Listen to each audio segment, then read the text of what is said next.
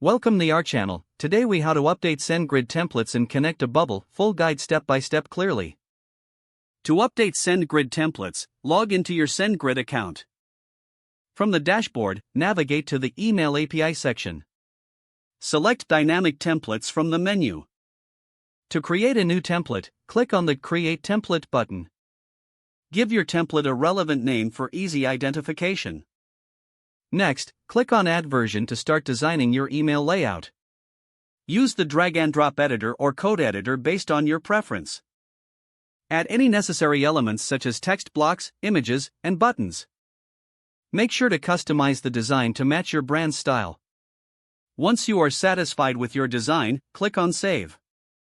To connect your updated SendGrid template to Bubble, log into your Bubble account. Go to the Plugins section in the left-hand menu. Search for the SendGrid plugin and install it. After installation, navigate to the plugin settings. Enter your SendGrid API key, which you can find in your SendGrid account. Save the plugin settings to establish the connection. Next, create a new workflow in Bubble where you want to use the SendGrid template. Select the action to send an email using the SendGrid plugin. In the action settings, choose the updated SendGrid template from the drop-down menu.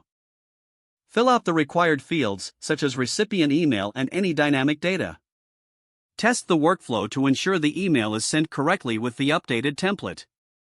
If everything looks good, your SendGrid templates are now successfully updated and connected to Bubble. If the page does not load, refresh the browser or try again in a private or incognito window. Make sure you are using the correct email address, then retype it carefully to avoid small typos. If your password is not accepted, use the reset option and create a new strong password you can remember.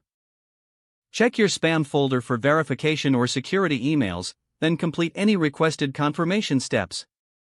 Enable two-factor authentication if available to improve account security and reduce unauthorized access risk.